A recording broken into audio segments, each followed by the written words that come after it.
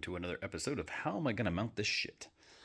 So, I had this thing set up pretty basic. I got my collective in from Virpil. It took about 2 months because they had the back order and everything like that. And I got another one coming. That'll take probably another couple of months either way. But since these are going to be my VR rigs only, this is just for starting up and getting everything launched. But essentially, this is going to be my center stick mounted collective. Yay.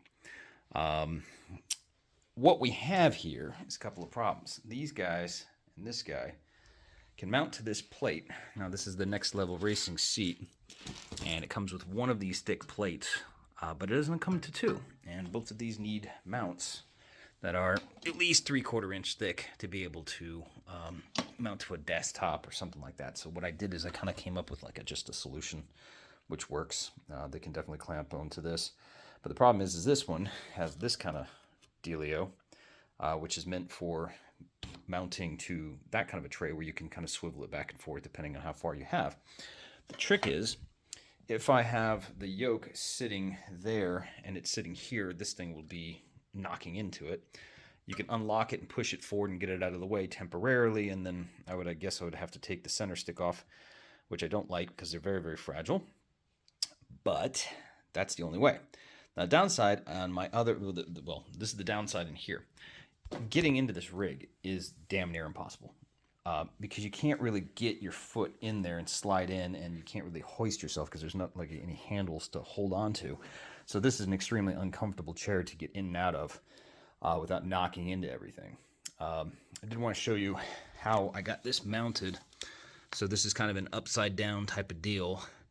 This had to be reversed. This bracket actually came lengthwise from there. And I guess it still could have worked that way, and it could have probably been put a little bit lower, but it's pretty decent the way it is. I'm going to be okay with this for right now. I just got to make some adjustments. Let's see. But the next thing is really just going to be figuring out how to get this guy mounted over here in a comfortable position, what I'm going to mount it to, and how that's going to be mounted to where that's also going to sit there, and I can just adjust this because I want this to be essentially a helicopter for DCS, helos for DCS type of stuff, but mostly Microsoft Flight Simulator also. That's what this rig is supposed to be for. Racing rig, that's kind of set up pretty easy, no frills, pretty simple. I've got these type of deals I have to figure out. This one's just kind of a straight mount, so I can put it on there or like this and then figure out what I'm going to do.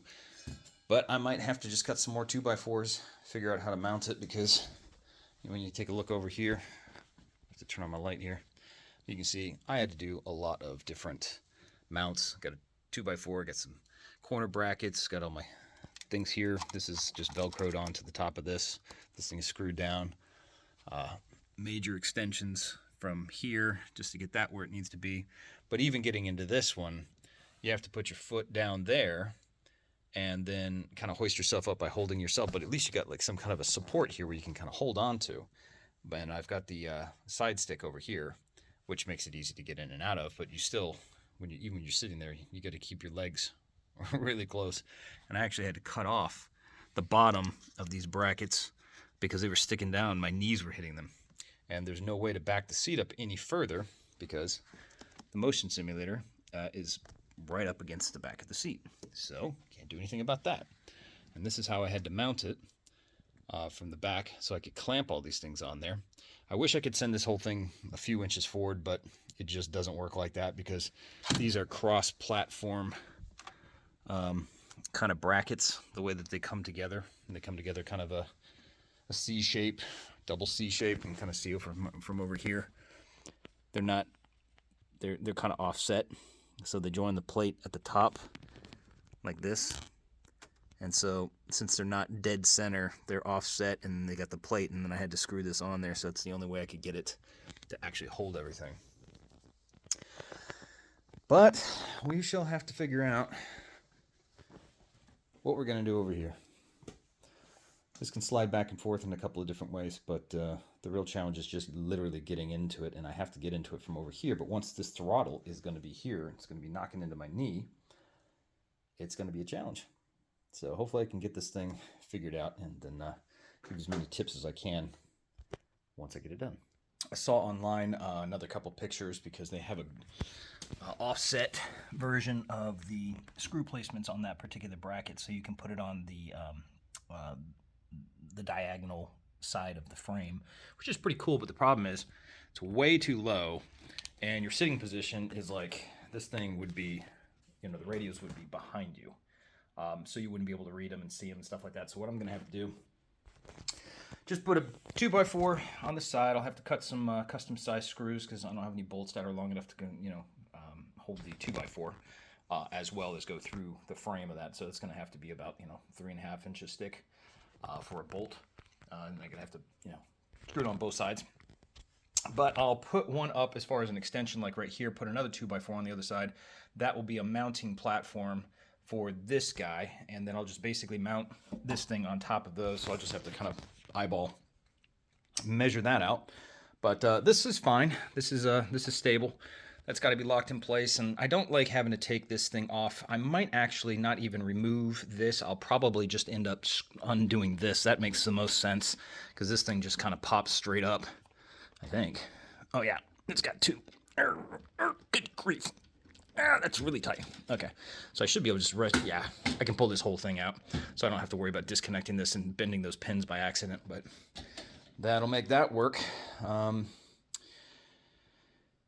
I guess that might be the easiest way to get in and out of this son of a bitch.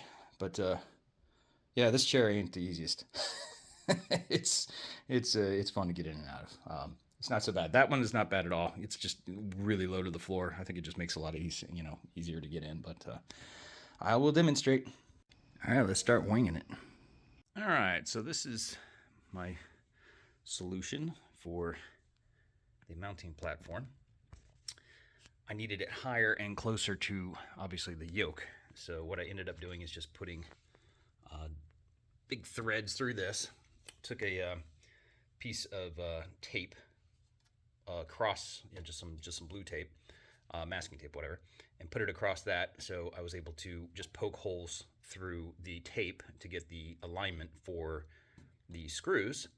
And then I marked, while I was holding this, just a back slash like there, so I could have the line of where that was going to be, so it would be slightly off the ground and line up perfectly, and that worked out really well. Up top, I had to put another adapter here, so those are kind of holding them. I've got to tighten them down. A couple of the screws still need bolts and all that kind of jazz and whatever, but it's going to be secured here, a couple of top screws, and then it's going to be bolted on here. And I don't really have to put it on there, but it'll definitely be secure. It ain't going to move. Now, you're wondering why the hell all these? Now, these are just sitting there. They're not actually penetrating the bottom. The only reason that I put all these here is because these, unfortunately, since they stick out so far, the platter itself would be essentially rocking all over the place. Even though it would be clamped down, it wouldn't be secure. So I took the same type of washers and thin screws so they don't go all the way through the bottom. So the clamps, those aren't going to smash into anything, so they're free to do that. But I put the other screws on the top, so they're all level. So when this is clamped down, it's totally secure. So that is what I figured out. And I'll just end up painting it black to match the rest of the unit, and no one will be the wiser. That worked out. So now I have a keyboard tray. I've got a, I guess for the keyboard, and that's the mouse tray, whatever. I'm not firing on all cylinders today, but that is how you can use wood to simplify your rig. Well, it was a good try, but we're still going to need some further adjustments. That's just the way these things go. I had thought, so the height is right.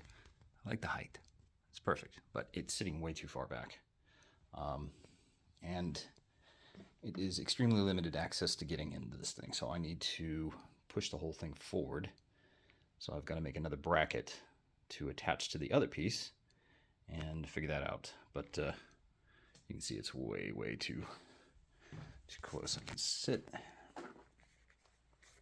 Yeah, my arm would be right here, and I mean, it would work, but I don't think that's gonna fly. I think I just need to push the whole thing forward. Well, back to the drawing board. Okay, I think I finally got it sorted. So I did have to extend that out about 15.5 inches to get the dealio planted. So it was on the bottom just enough to catch it, but it's pretty stable. I'd like to be able to keep this thing from rocking like this. It's fine. I mean, when I move it, it doesn't really do very much, but I'll have to put some kind of a wedge or some kind of like maybe some shims underneath there just to kind of fill it in, just to get it a little bit more level. But other than that, I mean, it's on there. It's stable. I just wish there was another way of clamping it down from the back here. Maybe I could put maybe a screw through that and hold that thing down. I'll try that. And that's all I needed to do. There was already a hole there. There was these kind of like little indentations and stuff like that that had nothing behind them and stuff like that. So I was able to just tap a screw here, tap a screw there. This thing is rock solid now, so I can just slide this guy on and lock it down. All right, it's done. Everything is solid as a rock. I mean, those are thumb screws that hold that on there, but this thing is on there. And pretty much flat. Everything is good. It's locked, and it's stable. I just got to clean it up, paint it black. We should be good. Well, other than painting it, I had to add a couple of blocks of wood to this because it just was too low. I was actually having to grab it about right here. So you back up so you can see it. But I was trying to have to grab it back here because this was too far away when I was sitting on the chair. So now it's actually at the perfect angle. So it's secured and it's good. I'll eventually paint it, but since I'm going to get the grip for the Apache, that's going to be longer than this, so it's going to be way more extended. So I'm going to have to bring it out and actually create another brick or something that's going to be out to this far, or just take this entire thing and slide it back to, because I can do that. There's many bolt holes that we can do that. So, but yeah, really happy with it now. Last thing I did, I got an Ava base for the original setup, and I got the extender on this, and it's just, you can see how easy it is to move. I mean, it's really gentle, and I really enjoyed having that on my other rig. It's a shorter stick, but it actually, you know, it's got a little bit more of a tighter feel to it, but it's about the same tension, I would say. But ironically, I got my other Ava base yesterday, and this one, when I was pulling back on it, one of the strings or springs broke, and I was like, oh damn, everybody was flying with, they're like, oh great, now you can't fly. And I'm like, well, actually, I just got replacement springs in the mail today from this guy, so I was able to just repair it right there on the spot. That was a little bit of luck. Got the Pimax going. Definitely is better than the G2 as far as the width of field. But yeah, I was able to get these going. They are all programmed, so I can actually use these switches as well. Buttons, all that kind of jazz. So I can do some cold starts. It's very difficult in VR. Of course, you just got to kind of feel it around, lift up the headset just a little bit and whatever. But that's the setup. Digging it. All right, once again, here it is. So it's all finished, but I ended up painting this little block, which is basically just two pieces of 6x2 that I just cut and just painted it matte black, so you know, from a distance you don't even see it. But this collective was just a little bit too low to the ground. It was like down here, and I had to kind of hold this by here just to pull it up and everything like that. So it was like way down here, so I had to drive it like that. But now this is like the perfect location. All right, so I will demonstrate the easiest way I've figured out how to get into this seat. So this being down kind of blocks this and kind of makes it awkward and stand on the seat and do all that kind of stuff. I was thinking I had to remove all this kind of jazz, but if I just lift this up, I can put my foot here, lift it up, turn, twist, hold the back of the seat, sit down. And I'm in. Whee! Whee! Whee! Knobs, levers, buttons. Bang, bang, bang. All right, so now what we have to do is we have to figure out a new configuration, because I finally did get paid full price for this guy. This is the Q8F, which could have been that one right there. But the Q8F is full 120 hertz, 4K. That's what I needed for this particular rig. Now, I've got VR, I've got a Pimax crystal and everything like that. It's okay. Thing is, you got to configure it every time. You got to freaking map it off the ground. You got to put it to the center. It's just a pain in the ass, and it's very, very difficult to, you know, go through menus. You got to use the hand controllers and those type of things to sit there and set up the menus, and it's just not a lot of fun. And plus, racing to me, honestly, is not that great in VR without motion sim. This, you know, put a 75-inch TV. You know, I can fly and not have to worry about it. I got to figure out the eye tracker system and all that kind of stuff, but I'm just going to have to deal with it the way I'm going to have to deal with it. But the trick is I'm going to put a TV mount on this that's going to swivel that side and this side. So if I'm sitting here, I've got to kind of figure out where I'm going to place these guys. I got to move the computer from being in the center. I've got to move it across. So I'll probably have to do some extension cables for one of the two of the rigs, but I got to put this closer to that. That way I can just shift the TV from here to here depending on where I'm actually sitting. So if I'm sitting here, I'll have the center of the TV here, and if I'm going over on the racing side, I can be sitting right here.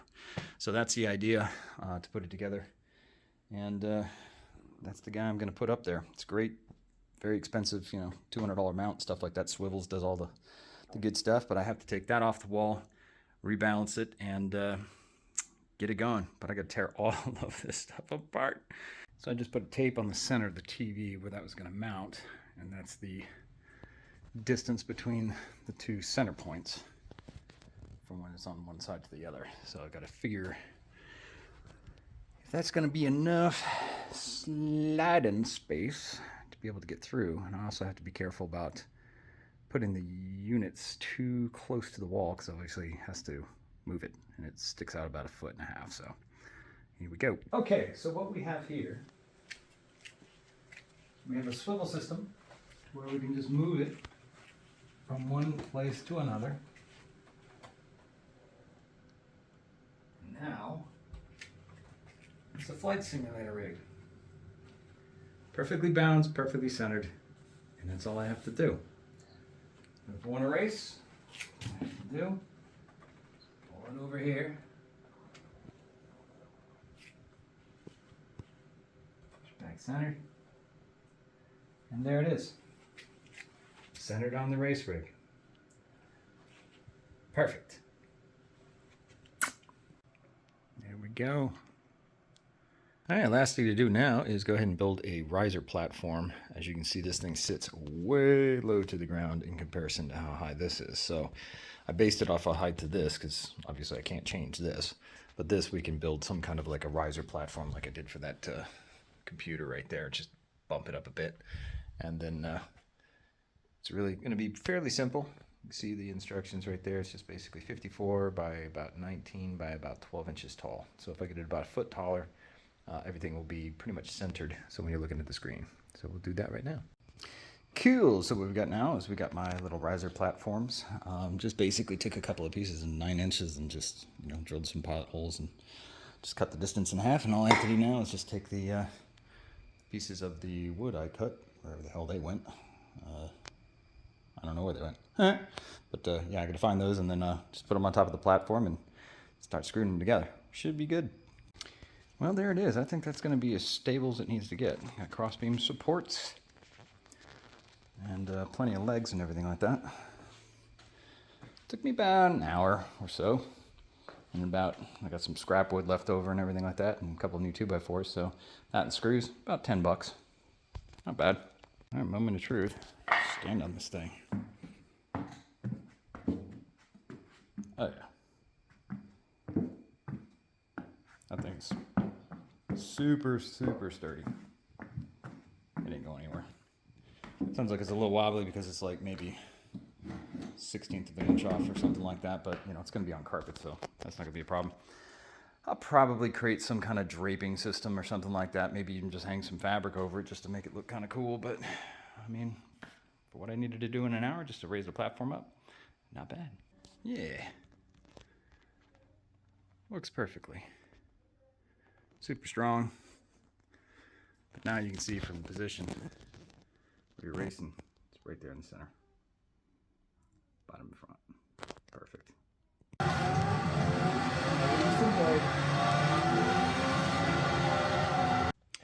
Well, that's a challenge. I did not realize that that thing was going to be as long as it was. And unfortunately, because of the seating position, this was the old grip, which was kind of perfect. But obviously, this thing has got a ton of extra features and buttons and switches and all that kind of good stuff. I could still kind of fly with it like that, but the only problem is I still can't fly with the units this close, and that's going to present its own issue. So what I think we got to do is I could extend this thing back again, probably the extension of the foot. So I just have to put on a 2x4 or some kind of block and just slide the whole thing back. So I'll go ahead and build that, paint it, take it apart, put it back together again. This thing's never going to stop. And then I've got that startup panel, and I have no idea what I'm going to do with that. That's going to be ridiculous. Cool. So we got it all painted black and installed the little LED, just a little strip, Christmas strips on the front of it. So just be some illumination beside it. So let's see what that looks like. There you have it. Cool little illumination. Nothing too fancy. Just cool enough to have some different colors going through there. But yeah, it just makes it look a little schmancy. Love it. Gotta love the pilot kitty. Always there. That's right. He's the pilot kitty. Yes, he is. Yes, he is. Yes, he is. He's the pilot kitty. He's the pilot kitty. Always wants to be under the pilot seat. Yeah. The pilot kitty.